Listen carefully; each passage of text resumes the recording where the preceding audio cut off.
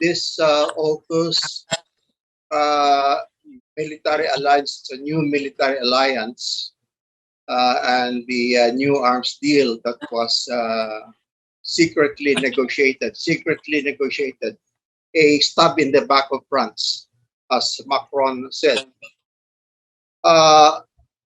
First of all, I see that this new development has many interlocking issues, but I don't need to dwell with many of them. The first issue is that the, uh, the arms deal, the new arms deal that favors Australia in terms of equipping Australia, supplying Australia with new submarines, nuclear-powered submarines, which has the potential of developing the capability of arming it with nuclear weapons. So hindi lang ito nuclear power, kundi nuclear weapons capability is against international law. It is against international law because it is against the comprehensive ban treaty on nuclear weapons, not to develop nuclear weapons, and also the non-proliferation treaty, both of which were signed a few decades ago.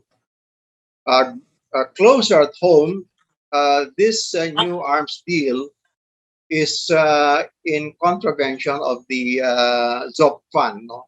The Treaty of Southeast Asia, declaring Southeast Asia as a zone of peace, freedom, and neutrality, and prohibiting the manufacture and proliferation of nuclear weapons in the, at least in the Southeast Asian region.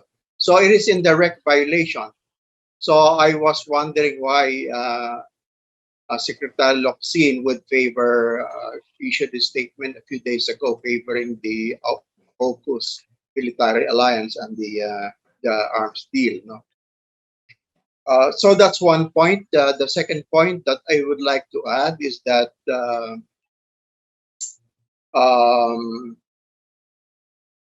indeed it will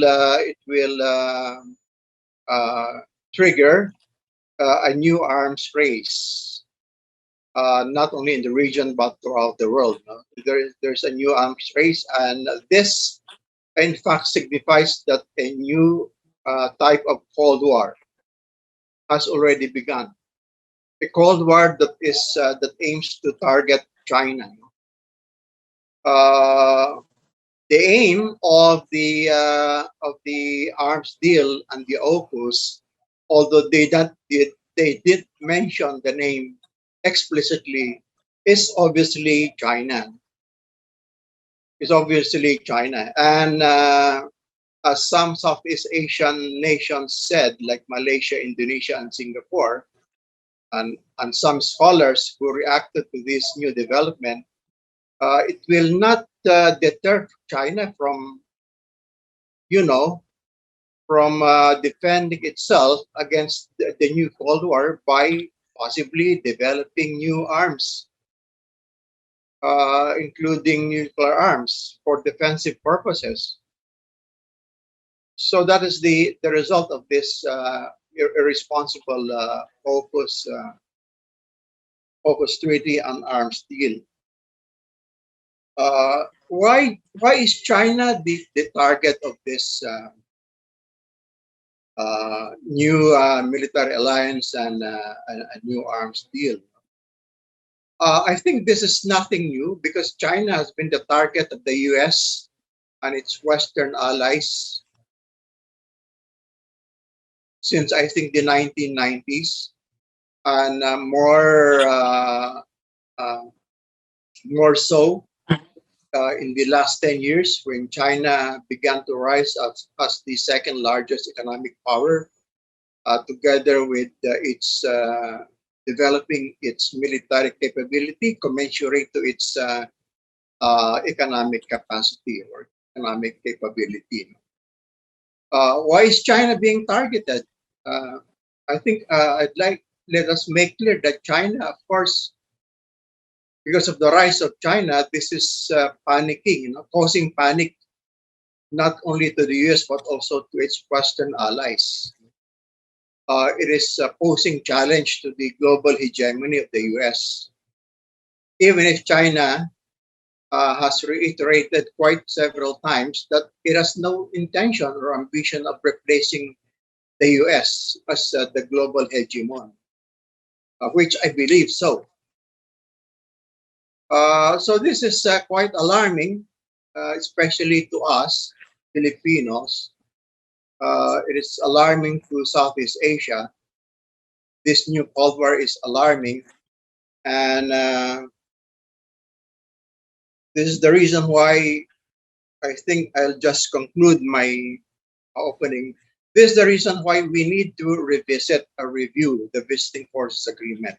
You know that we have a Visiting Forces Agreement which is controversial not only with the US but also with Australia, uh, called SOFVA, SOFVA, or Status of Visiting Forces Agreement with Australia, which was signed by the two countries back in 2007, ratified, I think, 5 years later by the Philippine Senate.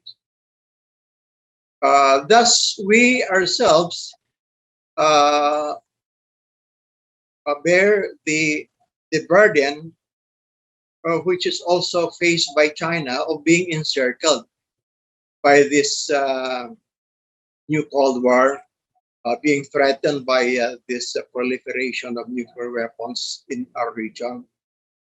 So it's about time that we speak up. It's about time that we review.